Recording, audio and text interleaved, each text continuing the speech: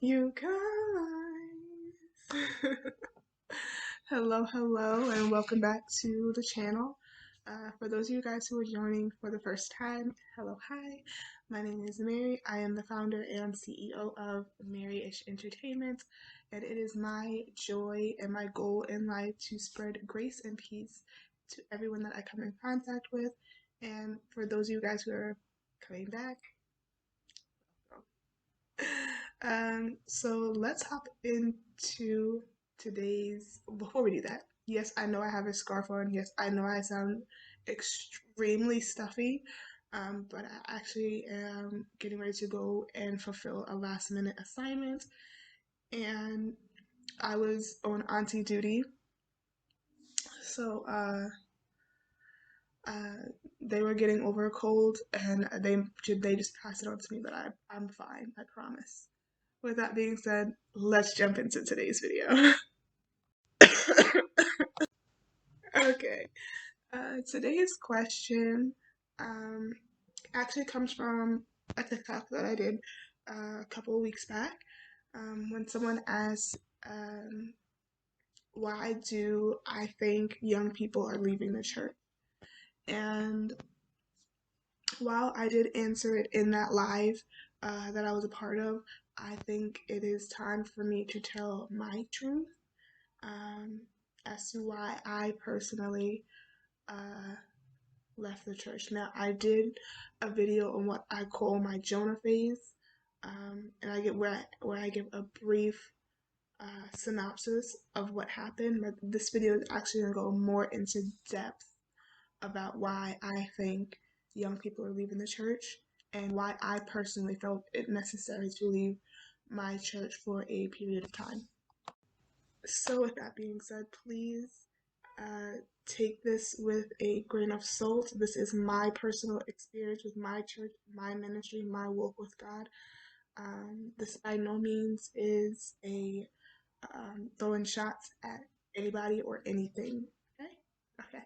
So, with that being said, I'm going to answer this as honestly and as transparent as I possibly can. So if that is not your thing, this is your trigger warning, and please click away from this video.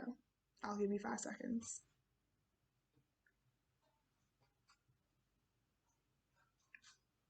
All right, so if you're still here, that means you want to hear the story. So, in order to understand why young people are leaving the church, we have to first start at the beginning as to why a lot of people went to church in the first place. If you were anything like me, you were quote unquote forced to go into church because your mother went, your grandmother went, and it was Sunday. So everybody in the house went to church, whether you liked it or not, right? For me, it kind of took a little bit of a twist because when I was nine turning 10, I was kind of thrown into uh, a situation where I ended up being in the pastor's house. So I grew up where anytime the church doors were open, guess where we were? At the church. We had church on Tuesdays, Fridays, and all day on Sundays, and that's not counting holy convocations and things like that where we were doing week-long services. So from the time I was about 9 to 23, 24, I want to say, I was in church the whole entire time. A majority of it, I'm going to say about 85% of it, was because I felt like I had to. I really didn't get my own relationship with God until I was about around 23, 24. Um, eh, 24, 25. Somewhere around there, like 24, 25 is when I was like, okay, this is serious. So from the age of 9 to 23, I felt like I was forced to go to church. Now, I love my church. It's one of the best things that has ever happened to me, but I am one of those demographics where we had to go to church because the church doors were open. So fast forward to a period in my life where I was hurt. And it wasn't church hurt. I was going through a situation, and again, I will make a video on that later. I'm still trying to figure out how I'm gonna say that without crying. So yeah, I'm just gonna say it was a crazy situation. And at this time, I had been preaching, teaching. I'll say it like this: when I was going through the lowest point of my life, I was a missionary. I was usher board president. I was on pastoral aid. I was on personal aid. I was a youth department director. Um, I was hospitality. I was a Sunday school teacher. I was everything. I, I, I was doing everything. And at that point, I didn't know what else to do. So I had to keep holding as many hats as I was holding, even though I was going through um, a really, really rough time in my life. And so when it all became too much for me, and I thought that the people that were around me and saw what was going on or had an idea of what was going on, when I thought they would help me, like help me, um, they didn't. Uh, I I I got answers from mothers in the church, evangelists in the church, missionaries in the church, pastors in the jurisdiction that would say, "Oh, well, you just have to pray until you break through." And I'm a firm believer where prayer is great, prayer works. I'm a firm believer in prayer. I am a product of prayer. I can't tell you how many times my mother has laid hands on me. And when people say, "Oh, I had a praying grandmother," I had a praying mother. She was not playing. I can't tell you how many nights I've spent on the altar, but anyway, um, prayer is great, but sometimes you just need that moment, and I wasn't allowed to have that moment. Um, when I tried to have that moment of vulnerability, they were just like, "Oh well, um, we can't deal with that right now. It's ministry first. Ministry is always gonna come first." And so I felt abandoned. I felt like I was just another body in the church where you you saw me grow up and you saw me build this ministry, and you cultivated this ministry with me. But when I needed the ministry to be there for me, it wasn't there. Um, so that kind of pushed me into, well, if the church is not going to be here for me when I need it, why am I going to be here for them? Sort of thing. So again, this is my story for me personally. I can only speak about what I went through with the church. For me, again, for me, um, I left the church because I felt like an outsider, and I grew up in this church. I felt like there was no transparency, and I think that is one of the biggest reasons why young people are leaving. Um, the older saints, I'm a millennial. The older saints are so, the Bible says that they are so heavenly minded that they are no earthly good, and they are so stuck in their ways. And I remember somebody saying to me growing up that there was no reason for me to go through anything because I was still young. Um, and what I tell people is when I do share my story and when I do share my testimony, I have been through more in my first 10 years of life than most people will ever go through. I am the walking definition of God gives his strongest battles, his strongest battles to his best soldiers, or something like that. Yeah, that's me. I didn't ask for this. I didn't want this. um, but that kind of led me into leaving the church.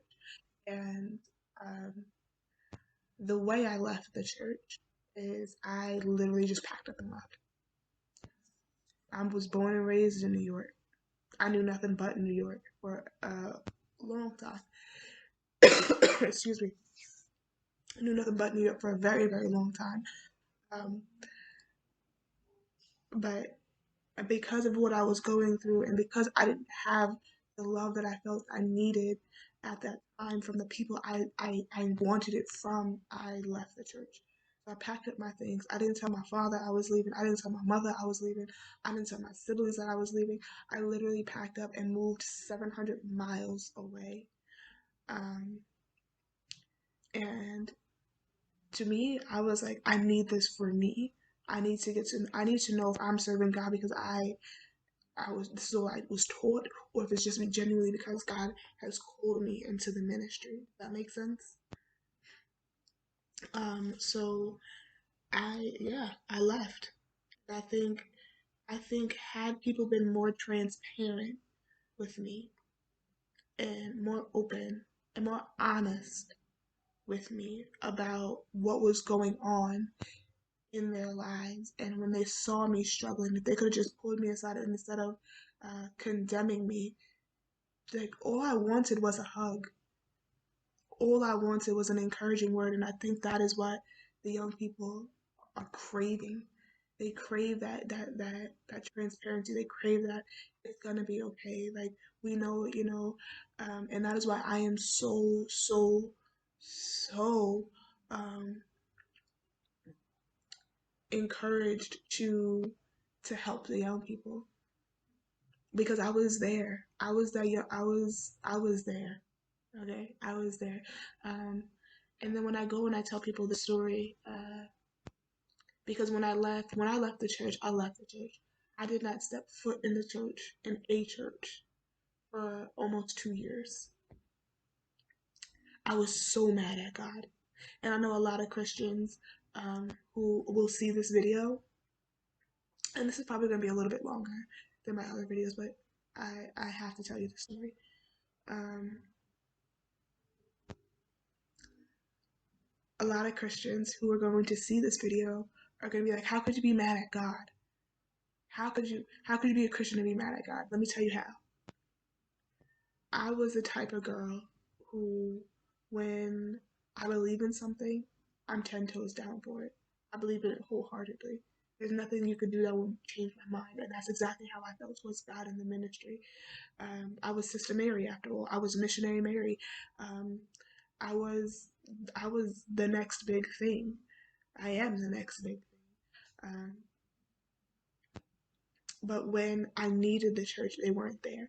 And I felt God had just, not even felt, I just knew that God had gone silent. And if there are any other preachers watching, please let me know if I'm alone in this, or Christians watching, period. Please let me know if I'm alone in this. Have you ever been in a situation where you find yourself just crying out to God, asking God, begging God to help you, and He's completely silent? Because that was me. That was me, bruh. I I remember I was in my room, curled up in my bed, no lights, nothing. I had shut the world out because I just needed to hear from God. I just needed to hear his voice. I needed him to tell me that it was okay. I needed him to tell me that he did not leave me in that situation. Because when I tell you, I was ready to end it all. When I tell you, I was ready to give up everything. And when I literally caught myself at the tail end, and I was like, God, if you don't answer me now, we're gonna meet face to face. And I'm very open and I'm very honest about that. Um, I'm very, very transparent about that. Um, but yeah, it was a very, very low point in my walk with God. And when I tell you, and it wasn't like one day, it wasn't 2 days. I've been going on for like a month, 6 weeks at this point, where I was just crying out to God, and He was just quiet. And normally I can hear God, and and I know His voice. I know His voice. I know His touch. I know His presence. Um, and I felt like Jesus, like, my God, why hast thou forsaken me? And again, when I tell you I was ready to end it all at that point, and he still wasn't answering me. Still wasn't, um, still didn't give me an answer. I just needed to know that he was there. Um, and because he didn't, uh, then the first person that answered me, the first person that said, "Hey, I'm here for you," I left.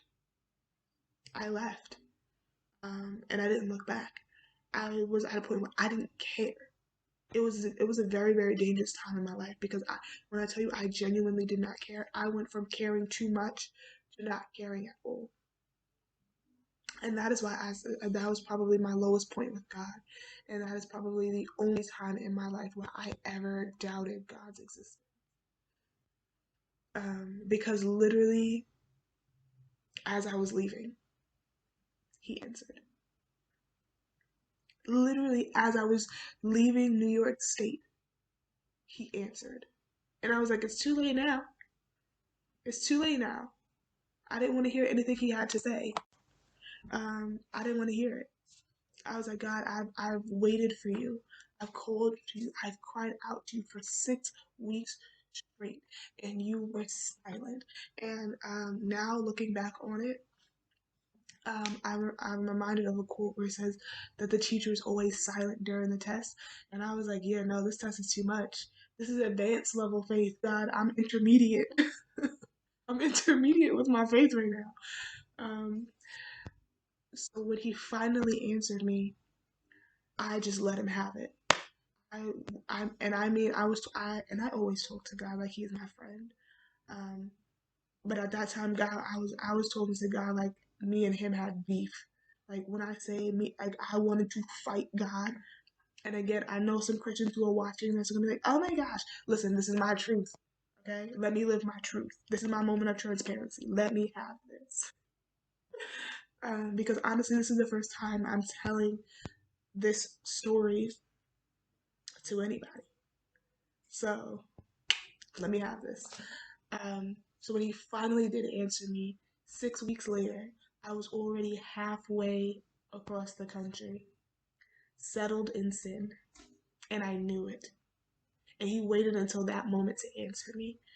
And when I tell you I was pissed when he answered me, because like you know how you don't hear from God for a long time, and then when you finally hear him, you're like, oh, where have you been? Like, finally, yeah, that was me. But then I was so, it went from, oh my gosh, okay, you haven't left me, to where the hell have you been? Like, it was a quick, right?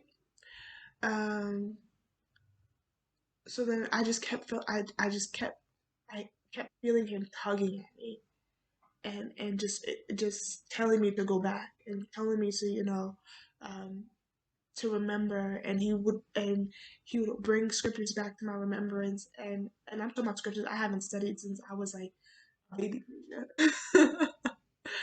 But he would bring these scriptures back to my mind, and I'm like, God, you're too late now. I'm happy in this sin. I'm settling in this sin because you took too long to answer me. Um, so it took me a good long while to to um, to get over that. So maybe yeah, it took me about 2 years. Um, and 2 years and a lot of heartbreak. 2 years and a lot of heartbreak later, I found myself right back at the feet of God. And this is how I know, because I always say two things. One, God has a sick sense of humor when it comes to me. And two, you cannot convince me that I am not God's favorite. God has a very sick sense of humor when it comes to me because I am hard headed to say the least. When I believe in something, I believe in something. But when you piss me off, I try my very, very best to ignore you and to ignore your existence. That's exactly what I was trying to do to God. But he just kept pushing me to the edge. And I was talking to a business partner of mine, and we had the same sentiment. God tried me one too many times. One too many times. But yeah, a lot of heartbreak. And 2 years later, I found myself back at the foot of God in complete and total surrenderance because He reminded me in that 2 years, He reminded me that I had nothing but Him. No matter who was around me, no matter how many accolades I got, no matter what dream I was accomplishing, what goal um, I had set for myself, He reminded me like I am nothing without Him. And I was like, okay, God, you're right. I am nothing without you. And wow, the title of the song just popped into my head. Um, so then I had to have a serious talk with God, um, because I was like, God, listen, all right, now you have my full attention. What is it that you want me to do? And it was in that moment um, that we had a conversation. I was telling God how I felt. Um, he was telling me what my assignments were. And we have been going, like, God has not been silent since. And I thank God for that because I'm telling you right now, I don't know. I don't know if I could endure another season of God's silence. But I said all that to say this, that again, that is my story. If you have any questions, comments, or if you're going through something and you just need a person to talk to, please hit me up. There's a link in the description. You can hit me up on any social media. I am here for you because I get it. I understand. Okay? I understand. But I said all that to say this. Young people are leaving the church not because they don't have faith, not because they don't believe, not because um, they don't think God is real. They are leaving the church because of two things. One, a lack of transparency, and two, a lack of unconditional love. If those who are in the church would take a moment and really look, really listen to their young people, they would see and understand that we want God just as much as y'all want us to have God. Probably even more with the times that we're in. But we don't want to serve. How can we love a God and the people that He sent to show us what true love is judges us at every turn? And I know I'm speaking for a lot of young people because when I speak to young men and young women who are on the fence about their faith or who are in the faith, their biggest concern isn't the church. It's the people in the church. And it's a sad, sad fact that they are being forced to grow outside of the church and take their giftings and their talents outside the church because the world treats them better.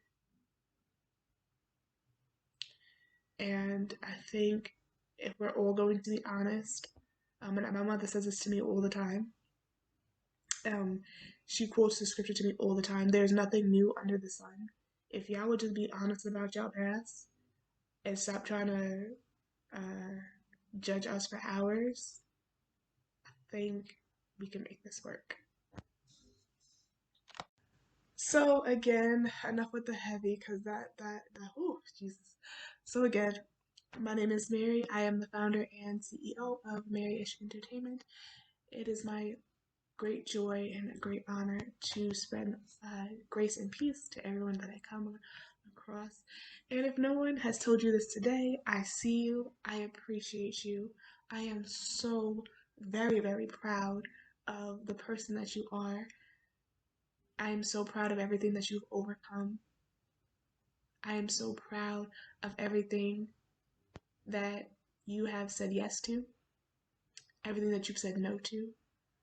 I am just honored to be in your presence because you are somebody. As somebody who has a love language of words of affirmation, I know how important it is to tell people how proud they are. I am very, very proud of each and every one of you who is watching this video. And I love every single one of you. Thank you so very, very much for indulging me, for encouraging me, for correcting me from time to time, and just for engaging with me. I love the questions. Make sure you please make sure you keep them coming. You guys keep me on my toes for sure. Uh, but thank you so much for making Mary-ish what it is. Make sure you guys like and subscribe, leave a comment, and then go on all of my other social medias and follow the crazy journey because I am your transparent Christian. Again, much grace and peace to every single one of you. I love you, and again, thank you for making this dream come true.